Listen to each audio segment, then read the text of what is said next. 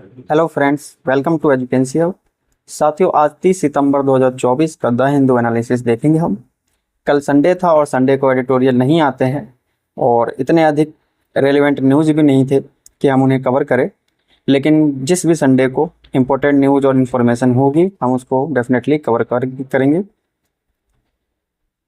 So let's begin today newspaper analysis. First news हम देखते हैं। अधिकांश न्यूज़ यहाँ पॉलिटिकल है तो इसको हमने छोड़ दिया है, इसको कवर करने की ज़रूरत नहीं है। हम इम्पोर्टेंट न्यूज़ की तरफ बढ़ते आगे।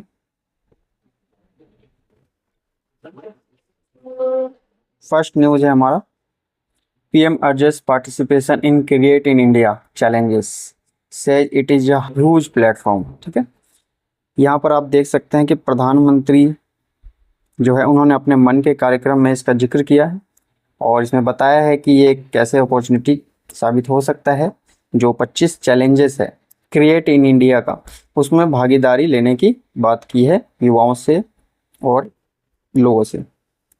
हम यहाँ पर देखते हैं, यहाँ पे बताया है कि मोदी जी कह रहे हैं, with changing times the nature of jobs was also changing and new sectors including gaming, animation, reel and film making were emerging. इन्होंने बताया कि ये सारे सेक्टर जो है नए उभरते हुए क्षेत्र है और जॉब का जो नेचर है वो कहीं ना कहीं इस और फ्लक्चुएशन है, मतलब इस तरफ की ओर झुका हुआ है। ठीक है, he encouraged people to participate in the 25 challenges under the Create in India theme launched recently by the Information and Broadcasting Ministry। ठीक है, आपको ध्यान रखना है इसकी मिनिस्ट्री कौन है जिसने इसे लॉन्च किया है, तो आपको ध्यान रखना है सूचना एवं प्रसारण मंत्रालय। ठीक है, आप यहाँ पर देख सकते हैं सूचना एवं प्रसारण मंत्रालय जो है इसका लॉन्चिंग मिनिस्ट्री है, तो आपके लिए ये इम्पोर्टेंट हो जाता है।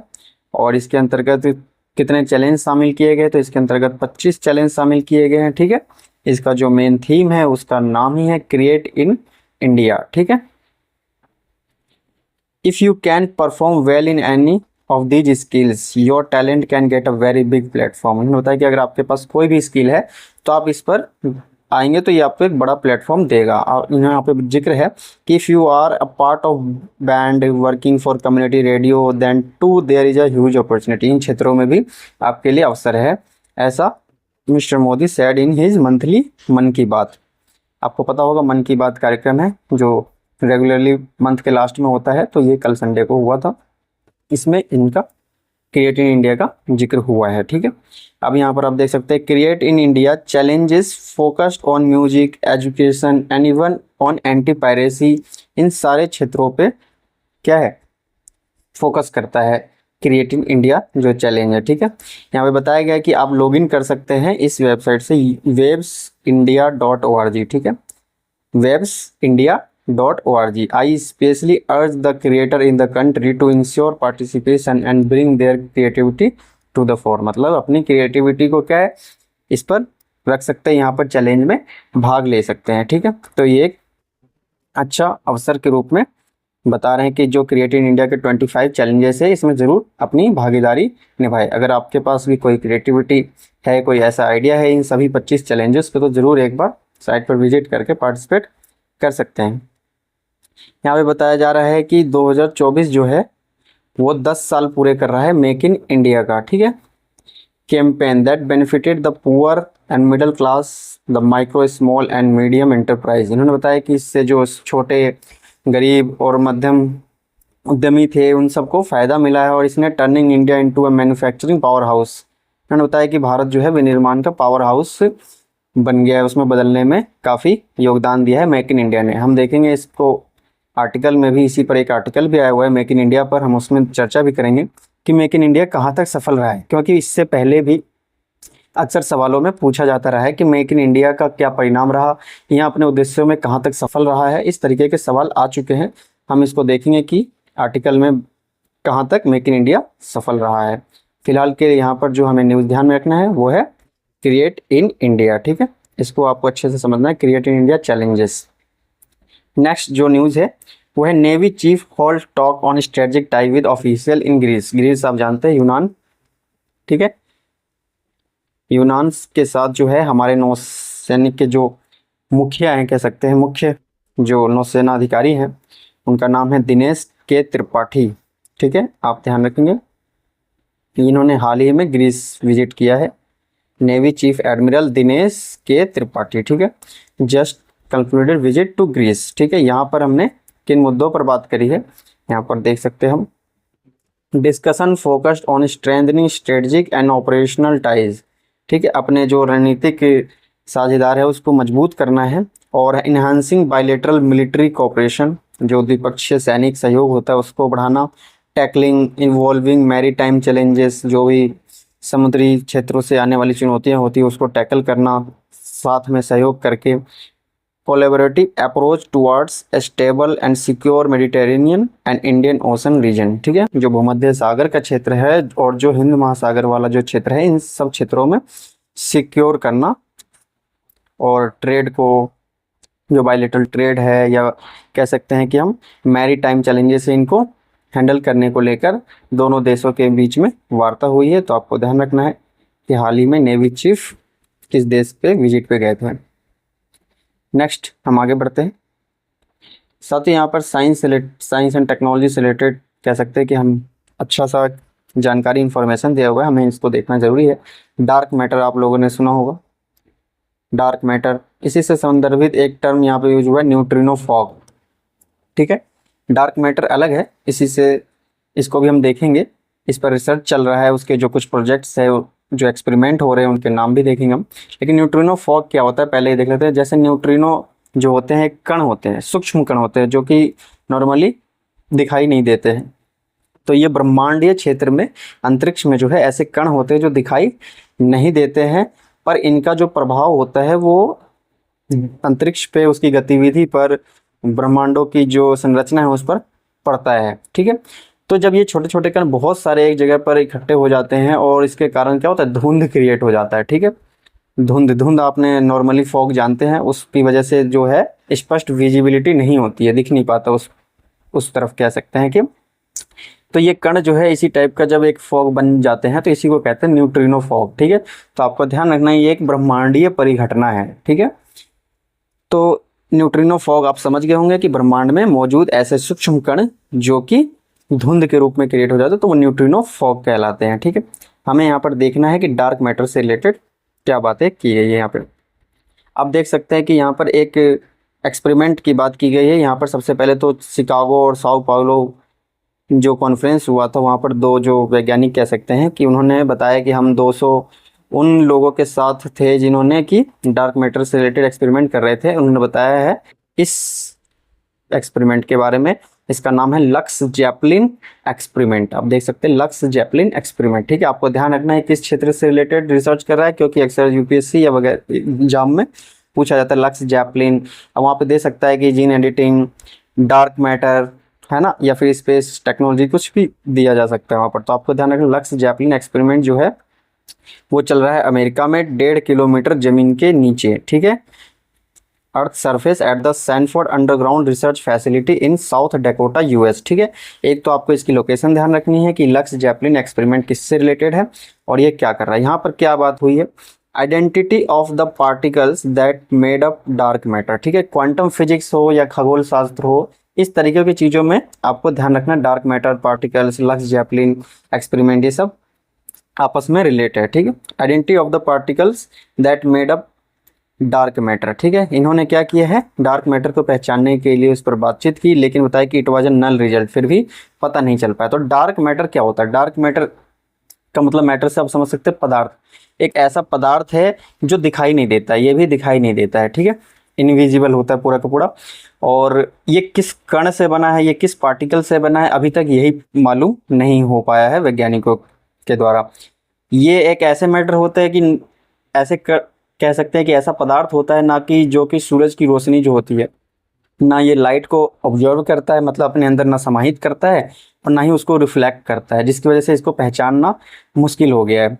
तो इसके मौजूदगी का फिर पता कैसे लगाया गया होगा, तो इसकी मौजूदगी का पता वैज्ञानिक लगाते हैं ग्रेविटी के कारण, क्योंकि वो मानते हैं कि जो ग्रेविटी होता है उसकी प्रभाव की वजह से ना ये अंदाज़ा लगाया गया है कि ऐसे पदार्थ है। और यहाँ तक कि बताया गया है कि जो 85% जो हमारा ब्रह्मांड की जो संरचना है वो डार्क मैटर से ही बनी है। तो आप सोच सकते हैं कि 15% में ही पूरा प्लेनेट, सन, स्टार, ये जितने भी चीज़ें हैं सब आप 15% के अंतर्गत ही मानेंगे ब्रह्मांड का, जबकि 85% माना गया है कि डार्क मैटर है। ठीक है, इनको गुरुत्वीय प्रभाव से ही पहचानने में थोड़ा बहुत पता चला है, लेकिन ये कण किस चीज़ से बने हैं, कैसे है, ये सब नहीं पता चला है, क्योंकि इनका जो प्रभाव है वो ब्रह्मांडीय गति पर दिखाई पड़ता है, इसलिए माना गया है कि डार्क मैटर होता है। ठीक है, ये इनविजिबल होता है और ये कह सकते हैं कि प्रकाश को भी अवशोषित या रिफ्लेक्टिव नहीं करता है। ठीक है, और अभी तक ये किस कण से बना है ये सब जानकारी नहीं मिली है। तो यहाँ पे यही बता रहे हैं कि हम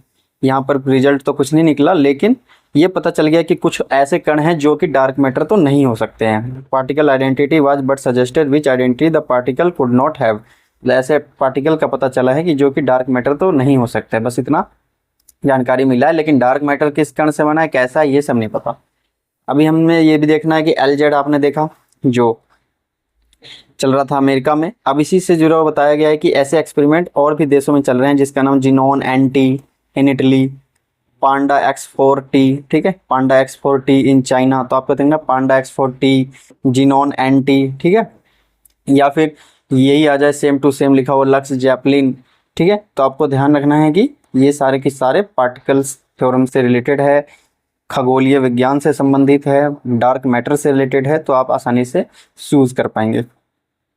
नेक्स्ट देखते हैं हम, यहाँ पे बताया गया है कि डार्क मैटर के बारे में ही बताया गया है कि dark matter is the invisible stuff making up most of the mass in the universe. मतलब कि जो यूनिवर्स ब्रह्मांड है हमारा, उसका अधिकतर जो द्रव्यमान है वो डार्क मैटर से ही बना हुआ है, जो कि दिखाई नहीं देता है। ठीक है, responsible for giving the cosmos its current looks, star, gas and planets contribute only 15% to the universe का मास। ठीक है, जो अभी मैंने बताया वही सेम टू सेम है कि ये स्टार, गैस, ये सब मिलाकर 15% ही हमारे यूनिवर्स का द्रव्यमान को निर्धारित करते हैं। आप यहाँ पर देख सकते हैं द लक्स जैपलिन जो एक्सपेरिमेंट है उसका पिक्चर यहाँ पर दिया हुआ है। ठीक है, तो आप I hope you understand very well. Next हम आगे बढ़ते हैं, आर्टिकल पेज पे आते हैं। सबसे पहले यहाँ पर जो श्रीलंका के अंदरूनी राजनीतिक, जो अभी आपको पता है कि वहाँ पर अनुराग कुमार दिसानायके थे, वो वहाँ पर जीत चुके हैं, प्रेसिडेंट बन चुके हैं। तो हम इस आर्टिकल को नहीं देखेंगे क्योंकि इसमें श्रीलंका के इंटरनल पॉलिटिक्स से रिलेटेड न्यूज़ है, तो हमारे लिए जो इम्पोर्टेंट है हम उसको देखेंगे। सबसे पहले यहाँ पर हम साइड में छोटा सा आर्टिकल देखेंगे कि यहाँ पर बताया गया है कि डिमांड प्लस ग्रोथ डायनामिक्स में falter with warning urban consumption. यहाँ पे कुछ GDP और उससे रिलेटेड कंजम्पशन वगैरह पे बात की गई है, जो हमारे लिए डाटा इंपॉर्टेंट हो जाता है मेंस और प्रीलिम दोनों टाइप से। सबसे पहले बताया गया कि जो इंडिया का 8.2% GDP ग्रोथ 2023-24 था, वो टू वरिंग पोर्टेंट्स। ठीक है, उन्होंने बताया कि 2 प्रकार के चुनौतियां भी दिखाकर चला गया है। ठीक है, अब वो कौन से 2 प्रकार की चुनौतियां हैं, तो पहला तो बताया कि farm sector lost momentum due to an unhelpful monsoon. ठीक है, यहाँ बताया कि जो मानसून की अनिश्चितता होती है या वो अलग अलग पैटर्न पे आता है, तो इसके कारण क्या हुआ कि हमारा जो फार्म सेक्टर है वो क्या कर रहा है, अपनी गति को खोता जा रहा है। पहला तो चिंता यही व्यक्त हो रहा है। दूसरा, जो प्राइवेट कंजम्पशन स्पेंड्स है वो भी क्या हो रहा है, गिर रहा है, less than half the economy pace. जैसे इकोनॉमी का पेस 8.2% है, तो जो खर्चा है उसको हम इससे इंगित करेंगे PFCE से, ये जो है हाफ गिर गया, मतलब 4% के आसपास आ गया, जो कि इससे भी कम है। ठीक है, economy pace in fact the 4% growth in private final consumption expenditure. इसको क्या बोलते हैं, प्राइवेट फाइनल कंजम्पशन एक्सपेंडिचर, मतलब जो निजीगत अंतिम खर्चा होता है व्यक्ति का, वो क्या हो रहा है, कम हो रहा है, वॉज द वीकेस्ट। ठीक है, तो 2 चिंताएं हमने देखी कि एक तो फार्म सेक्टर, कृषि क्षेत्र जो है अपना गति खोता जा रहा है due to an unhelpful monsoon के कारण। ठीक है, और दूसरा हमने देखा कि जो प्राइवेट फाइनल कंजम्पशन है वो भी गिर रहा है। ठीक है, यहाँ बताया कि कोविड-19 के बस एक बीच का काल को एक्सेप्ट बाहर निकालने की बात करी है, बाकी उसके बाद देखा गया कि कुछ भी नहीं हो रहा, फार्म सेक्टर में बहुत अनिश्चितताएं बनी हुई है। इकोनॉमिस्ट बता रहे हैं कि ये जो है के शेप्ड कंजम्पशन पैटर्न है। इससे पहले हमने इकोनॉमी वाले एक आर्टिकल में आपको बताया था कि के शेप्ड इकोनॉमी होती है, के शेप्ड जो अर्थव्यवस्था होता है उसमें क्या होता है, तो सेम यहाँ पर भी के शेप्ड कंजम्पशन। आपको समझना है कि यहाँ पे जो कंजम्पशन पैटर्न है वो अलग अलग वर्गों पर अलग अलग प्रभाव दिखाता है। जैसे कि के सेफ कंजम्पशन क्या करेगा कि जैसे जो उच्च वर्ग के लोग हैं, जो हायर बिजनेस क्लास से रिच मैन है, उनका जो खर्चा होगा वो क्या होगा, बड़ी महंगी वस्तुओं पर होगा, उच्च उत्पादकता वाली चीज़ों पर होगा। जबकि जो दूसरा वर्ग होगा, जो गरीब होगा या लोअर मिडिल क्लास होगा, उसका खर्चा या तो कम होता चला जाएगा या तो फिर बहुत निम्न प्रकार की वस्तुओं पर उसका खर्चा होगा। तो यहाँ पे लग्जरी वस्तुओं पे अधिक खर्चा होता जाएगा, यहाँ पे लो वस्तुओं पे खर्चा बढ़ता जाएगा। तो के शेप्ड इकोनॉमी में भी हमने देखा था ऐसे ही कि जो अमीर हो रहा था वो और अमीर बढ़ती जा रहा था अर्थव्यवस्था के बढ़ते साथ, और यहाँ अर्थव्यवस्था के बढ़ते के साथ गरीब जो था और गरीब होता जा रहा था। ठीक है, तो यहाँ पे कंजम्पशन पैटर्न को ही के शेप में लागू कर दिया गया। ठीक है, आप आसानी से समझ सकते हैं अगर आप के शेप्ड इकोनॉमी को आपने अच्छे से समझा था तो। K shaped consumption pattern of higher end goods and service searing greater offtake than the rest. ठीक है, तो आप समझ सकते हैं कि ये क्या कर रहा है कि जो उच्च उत्पादकता वाली जो हायर गुड्स एंड सर्विस है उसमें तो बढ़ोतरी दिखा रहा है के शेप। ठीक है, नेक्स्ट देखते हैं हम। यहाँ बताया गया कि growth numbers of the first quarter suggest, जो पहली तिमाही थी वहाँ तो दिख रहा था कि स्टोरी ठीक चल रही थी हमारे वृद्धि दर की। ठीक है, जिसमें बताया गया था PFCE जो है, इस वर्ष की बात की जा रही है कि जो PFCE था वो अच्छा खासा बढ़ रहा था। ठीक है, 7 क्वार्टर हाई चल रहा था, 7.4%। ठीक है, आउट पेसिंग द 6.8% GDP, जो अभी आकलन में है कि इस बढ़ रहा है इस तरीके से, उसकी तुलना में ये PFCE जो था बढ़ रहा था। ठीक है, जो प्राइवेट फाइनल कंजम्पशन एक्सपेंडिचर है उसकी बात की जा रही है कि ये बढ़ा था इस पहली तिमाही में। ठीक है, rural demand signal, rural demand जो था, ग्रामीण जो मांग थी, उसने भी सही संकेत दिया था जब 2 पहिया वाहन जो थे उसकी बिक्री हो रही थी, बढ़ रही थी एक प्रकार से। India Ratings reckon that real rural wage growth turn positive in July, मतलब रूरल वेज जो था उसमें भी वृद्धि देखी गई थी और उसके भी पॉजिटिव आ रहे थे आंकड़े। Expected to stay positive aided by cooling inflation, मतलब जो मुद्रास्फीति थी वो भी ठंडा था, ठीक था, मतलब ठंडा का मतलब ऐसे नहीं ठंडा, मतलब कि कम था, ज़्यादा बढ़ नहीं रहा था। इस प्रकार की घटनाएं जो दिखा रही थी कि हमारा ग्रोथ जो है तेजी से आगे बढ़ सकता था। लेकिन यहाँ पर एक ट्विस्ट बता रहे हैं उधर कि एक ट्विस्ट जो है अब आ रहा है, धीरे धीरे दिखाई पड़ रहा है कि ये ट्विस्ट इन दिस टेल में be imminent with urban demand beginning to show some fatigue, मतलब जो शहरी मांग है वो क्या होता जा रहा है, धीरे धीरे इसकी शुरुआत हो गई है गिरने की, मतलब ये थक गया है एक प्रकार से, अब ये डिमांड जो है घटते जा रही है। ठीक है, S&P आपको पता है जो अभी ग्लोबल रेटिंग्स थी, मैंने बताया था, उसने अपना एक आंकड़ा जारी किया था हमारे ग्रोथ को लेकर, 6.8% बताया कि इस साल का जो ग्रोथ रहने वाला है, तो वो लोअर देन द 7.2% रहा है। जो हमारे RBI है उसने तो अपना आंकड़ा बताया कि 7.2% से ग्रोथ करेगा, जबकि S&P ने बताया कि 6.8% से ग्रोथ करेगी भारत की इकोनॉमी जो है।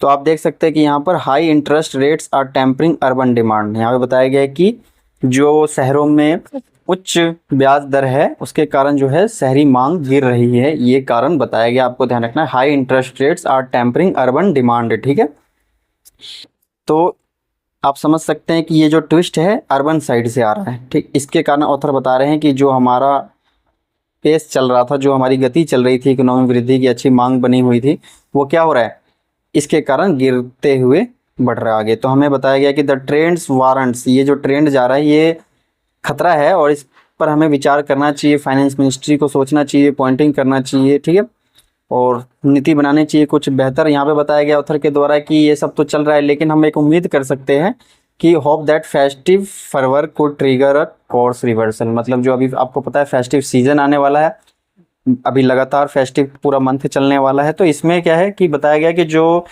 त्योहारी हलचल होगा ये एक उम्मीद कर सकते हैं कि ये परिस्थिति को क्या है बदल देगा, क्योंकि अर्बन डिमांड इसमें बढ़ेगा और खर्चे भी बढ़ेंगे।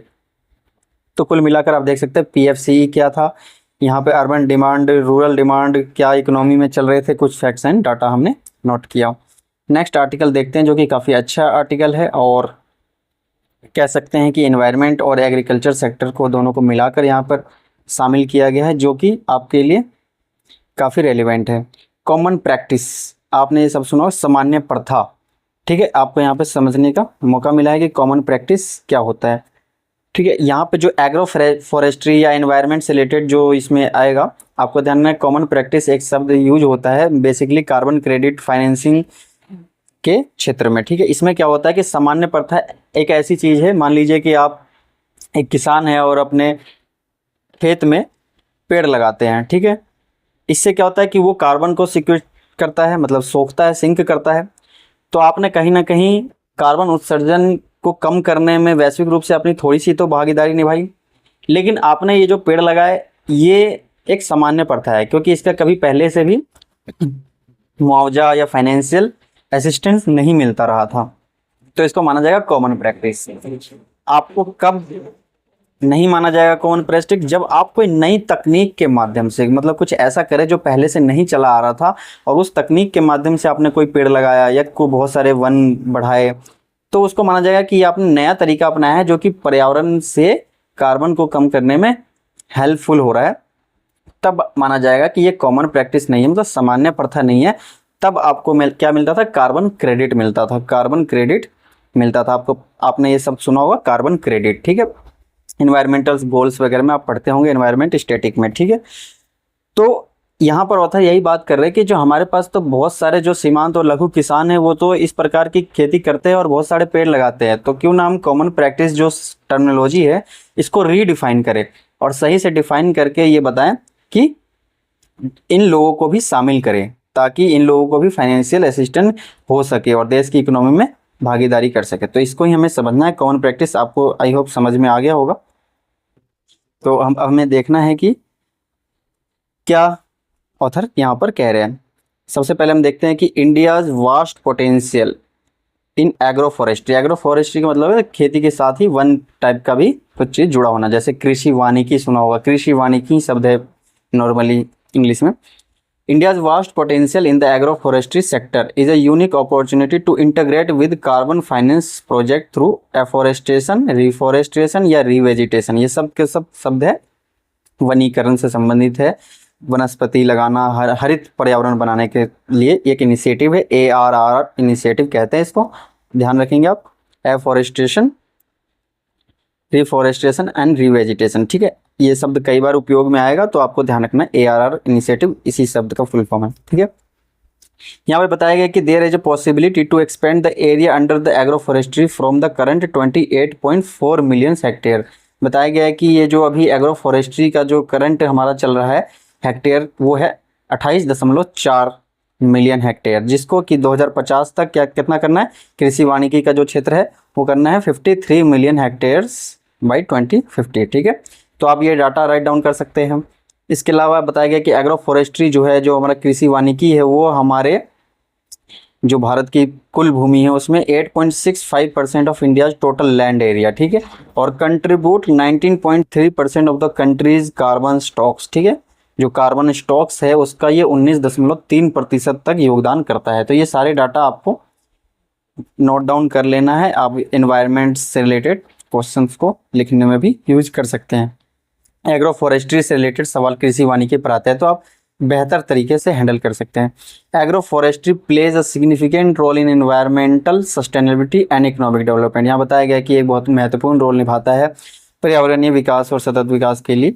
आप यहाँ देख सकते हैं recent research suggest that if adequate policy, अगर सही तरीके से पर्याप्त नीति निर्माण किया जाए, फाइनेंशियल सपोर्ट किया जाए और इंसेंटिवाइज भी किया जाए, तो ये जो सेक्टर है could contribute an additional carbon sink of over 2.5 billion tons of carbon dioxide equivalent by 2030। मतलब 2030 तक जो है 2.5 बिलियन टन्स, ठीक है, 2.5 बिलियन टन्स जो है कार्बन का सिंक कर सकता है अगर सही तरीके से काम किया जाए तो। और ये देख सकते हैं कितना बड़ा एनवायरमेंटल क्लाइमेट चेंज के समय में भागीदारी निभा सकता है। अब आते हैं हम कॉमन प्रैक्टिस पे, जो मैंने आपको पहले बताया, इन कार्बन स्टैंडर्ड्स, ठीक है। Common practice is a key criterion used to assess whether a project is additional, meaning it goes beyond what is typically done in a given region. मतलब पहले से जो चला हुआ आ रहा है वो तो सामान्य प्रथा में आया, कुछ ऐसा होना चाहिए जो कि नया हो, एडिशनल होना चाहिए, ठीक है। ये सब ध्यान में। फॉर ARR, इसको भी इसमें लागू करते हैं। ARR project this involve determining whether similar activities are commonly practised without the financial incentivise provided by carbon credits, ठीक है। यहाँ बताया गया कि इसको ARR प्रोजेक्ट के अंतर्गत भी इसको जो निर्धारित किया गया है, इसमें क्या होता है, जो कॉमनली प्रैक्टिस होते हैं, मतलब सामान्य प्रथा होते हैं, उसको फाइनेंस से बाहर रखा गया है, ठीक है। कॉमनली प्रैक्टिसेस विदाउट मतलब बाहर रखा गया है इसमें क्रेडिट शामिल नहीं होता है। तो बताया गया कि according to carbon standard such as, carbon standard कुछ होते हैं जो मानक होते हैं, प्रतिमान कह सकते हैं, वो कुछ अंतर्राष्ट्रीय संगठन है, उनका नाम आप ध्यान रख सकते हैं, वेराज वेरीफाइड कार्बन स्टैंडर्ड, ठीक है, या फिर द गोल्ड स्टैंडर्ड, आप इनका भी नाम ध्यान रख सकते हैं, gold standard, verified carbon standard. ये सब क्या है कि अंतर्राष्ट्रीय संगठन है, गैर लाभकारी संगठन है। जैसे वेरीफाइड कार्बन स्टैंडर्ड जो है वो अमेरिका में है, इसका मुख्यालय, गोल्ड स्टैंडर्ड जो है इसका स्विट्जरलैंड में है मुख्यालय। तो आप ध्यान रखेंगे ये जो है अंतर्राष्ट्रीय मानक है, और जो पर्यावरण के हित में काम करते हैं, मतलब पर्यावरण से रिलेटेड अगर कोई अच्छा काम करता है तो उसको फाइनेंस भी करते हैं कार्बन क्रेडिट के तौर पे। तो यहाँ बताया गया कि ये जो कार्बन स्टैंडर्ड्स है ये दोनों, ठीक है, इनको क्या करना चाहिए, if an activity is deemed common practice it may not qualify for carbon credits, ठीक है, जहाँ पे लोग क्वालिफाई नहीं कर पा रहे हैं इसको दोबारा से बातचीत करके या रीडिफाइन करके सही से इसको कॉमन प्रैक्टिस को डिफाइन करना चाहिए। It is not seen as contributing additional environmental benefits beyond the norm, ठीक है। तो इन दोनों जो कार्बन स्टैंडर्ड्स है इनको क्या करना चाहिए, कुछ एडिशनल नॉर्म्स को थोड़ा सा साइड करके कॉमन प्रैक्टिस को सही से डिफाइन करना चाहिए।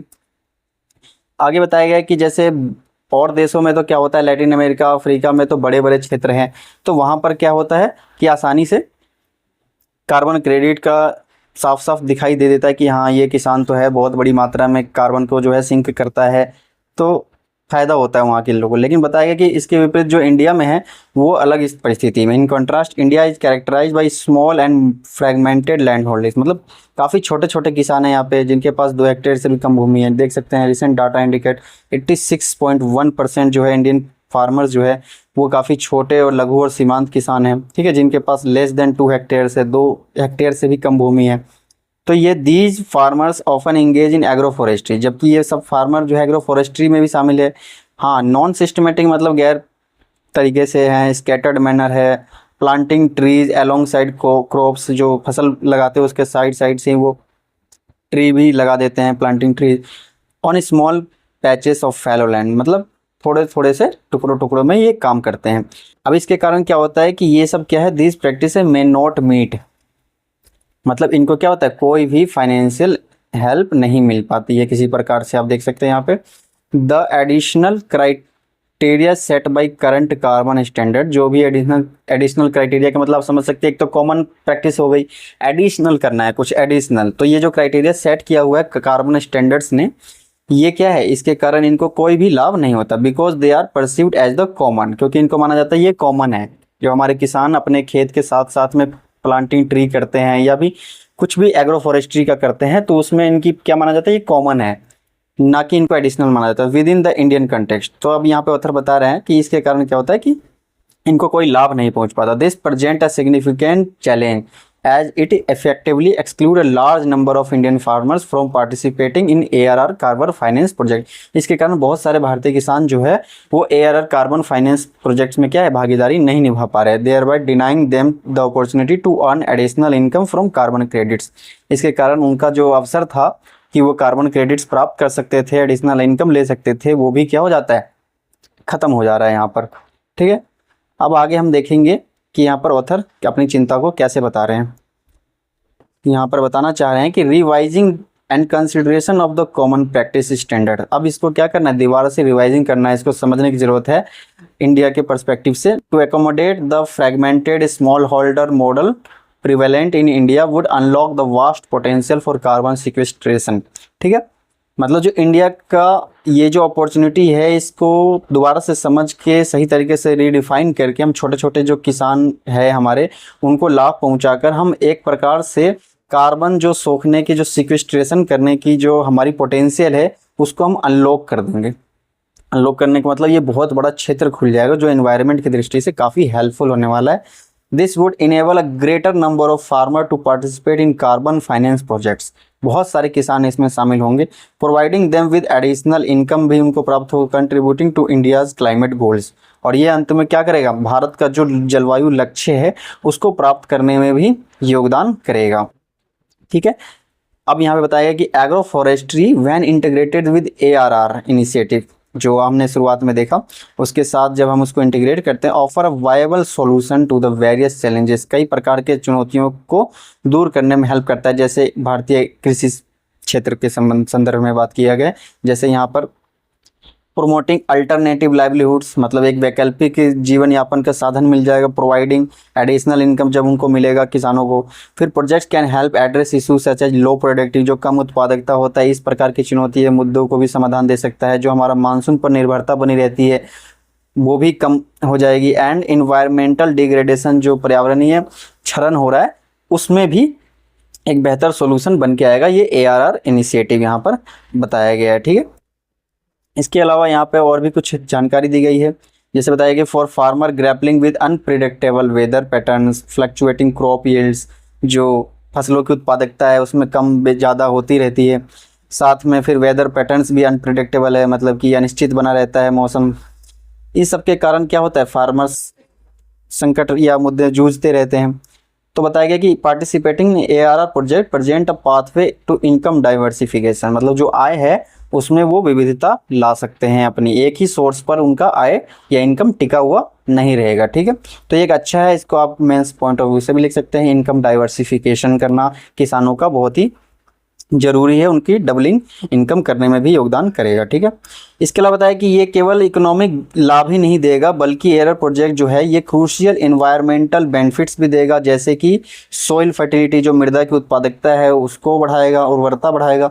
इम्प्रूविंग वाटर रिटेंशन, जो जल धारण क्षमता है इसको बेहतर करेगा, संरक्षण करेगा। मिटिगेटिंग इरोजन, जो मतलब कह सकते हैं कि क्षरण होता है मृदा का, वो सबको मृदा कटाव कह सकते हैं।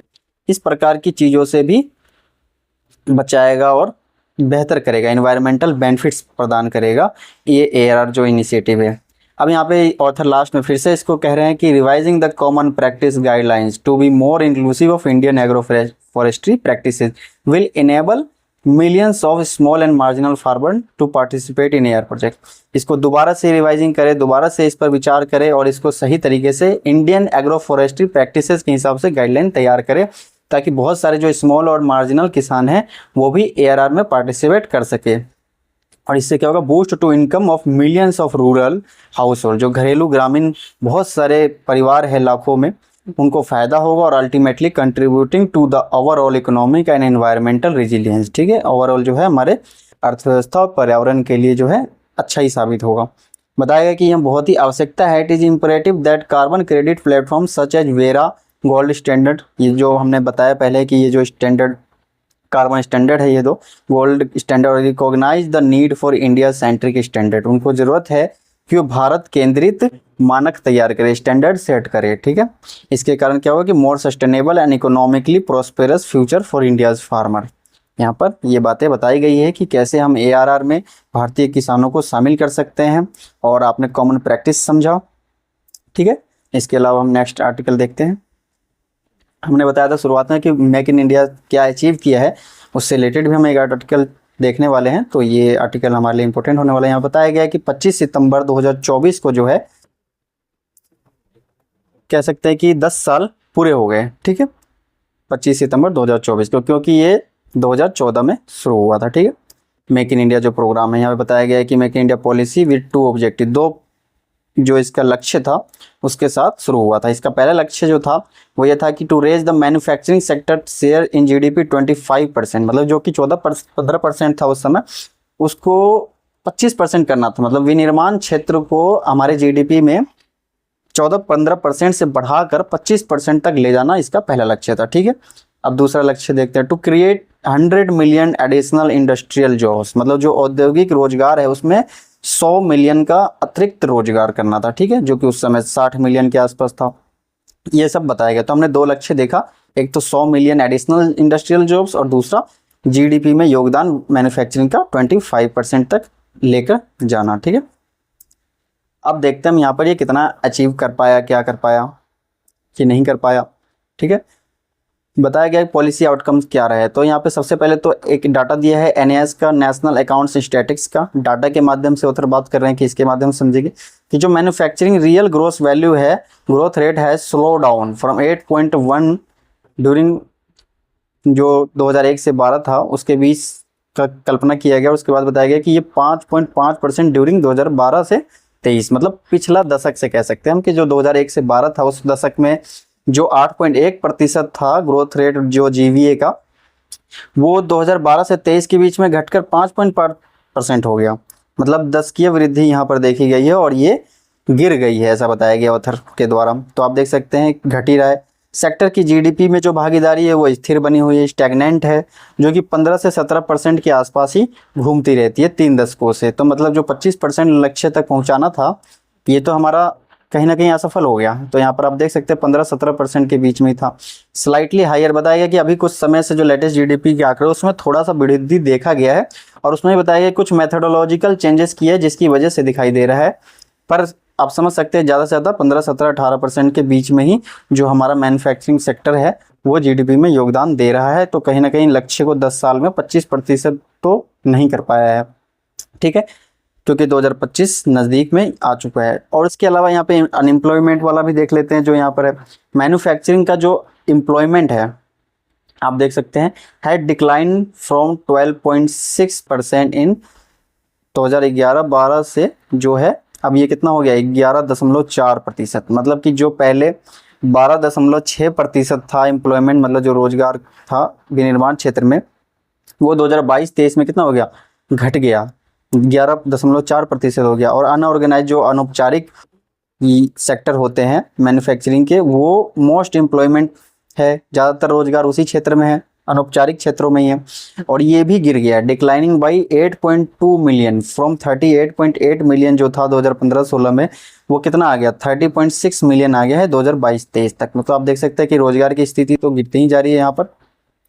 तो दोनों प्रकार से यहाँ पर जो है मेक इन इंडिया अपना लक्ष्य प्राप्त नहीं कर पा रहा है। इसके अलावा बताया गया ऑथर के द्वारा व्हाई इज इंडिया डी इंडस्ट्रियलाइजिंग, मतलब क्यों भारत में जो है औद्योगिकरण होता जा रहा है, मतलब उद्योगों का कम होता जाना, क्यों ऐसा हो रहा है। तो wide industrial production growth plummet despite the official real GDP, जबकि ग्रोथ जो है जीडीपी रेट का वो बढ़ता हुआ जा रहा है, उसके बाद भी नहीं हो पा रहा। इसी पर चिंता व्यक्त करते हुए यहाँ पे ऑथर और भी जानकारी दे रहे हैं कि annual growth rate in GVA and gross fix capital formation जो 2012-13 में था, आप इकोनॉमिक्स में पढ़ते हैं, ग्रोस फिक्स्ड कैपिटल फॉर्मेशन जो पूंजी निर्माण होता है, स्थिर पूंजी निर्माण किया जाता है, वो क्या था पहले की तुलना में जो है गिर गया है, ठीक है, ये भी घटा है कहीं ना कहीं, जो कि नील रहा है, शून्य रहा है, जीरो रहा है। हम देख सकते हैं आगे यहाँ पर बताया गया है the GFCF growth rate during the period is practically zero, ठीक है, मतलब उतना कोई कैपिटल पूंजी का निर्माण हुआ नहीं है, ठीक है।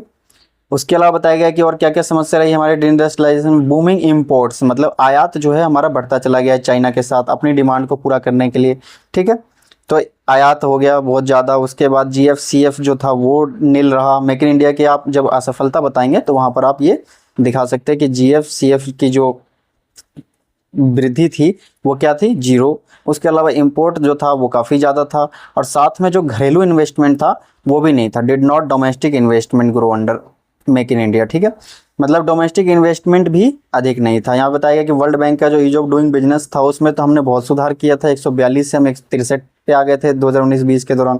लेकिन फिर बताया गया कि जो ये ईज ऑफ डूइंग बिजनेस था ये एक बोगस था और पॉलिटिकली ही मोटिवेटेड इंडेक्स था, तो इसीलिए इसको हम रेलिवेंट नहीं मान सकते हैं। साथ में लास्ट में बता रहे हैं कि हमें क्या करना चाहिए इसको रोकने के लिए, रिवर्सिंग डी इंडस्ट्रियलाइजेशन, जो ये भी औद्योगिकरण होता जा रहा है यानी उद्योगों का कम होता जा रहा है, इसको पलटने के लिए हमें क्या करना पड़ेगा, दोबारा से reimagine industrial policy to align trade and industrial policy, मतलब व्यापार और जो औद्योगिक नीतियां हैं उसको मिलाकर हमें दोबारा से री इमेजिन करना पड़ेगा to promote domestic value addition and learning, मतलब इस पर हमें विचार करना पड़ेगा, शोध करना पड़ेगा। India must aim at investment led growth and technological catching up, they must be supported by domestic R&D, भारतीय जो घरेलू जो रिसर्च एंड उद्योग कह सकते हैं कि विकास होता है उस पर हमें R&D बढ़ाना पड़ेगा, और अपने जो टेक्नोलॉजिकल है या फिर इन्वेस्टमेंट लेड ग्रोथ है उसका पीछा करके हमें उसको प्राप्त करना पड़ेगा, ठीक है। Promote adaptive research indigenisation of imported technology, जो भी हम आयात करते हैं इस समय टेक्नोलॉजी का उसका भारतीयकरण करना पड़ेगा, उसका स्वदेशीकरण करना पड़ेगा, इस तरीके की हमारी नीति होनी चाहिए, ठीक है। तो आप समझ सकते हैं मेक इन इंडिया के जो प्रभाव है वो क्या क्या रहे हैं। उसके बाद फिर ये अब नई नई नीति क्या अपनाया जाना चाहिए, आपने कमियां देखी। इसके अलावा हम नेक्स्ट देखते हैं। जो हमारे लिए इम्पोर्टेंट हो। साथियों, समय काफ़ी हो जाता है, लेकिन हम क्वालिटी के साथ समझौता नहीं कर सकते। जो हमारे लिए इम्पोर्टेंट है और बेटर तरीके से समझा जा सकता है उस पर खुलकर हम बात करते हैं, ठीक है, बिना समय के बाउंडिंग के। हम कोशिश करते हैं कि 40 मिनट के अंदर हो जाए, लेकिन फिर भी बहुत सारी चीज़ें होती है कि जिन्हें समझाना ज़रूरी होता है, इसकी वजह से काफ़ी टाइम निकल जाता है। लेकिन अगर आप जुड़े रहेंगे तो निश्चित तौर पर आपको लाभ मिलने वाला है।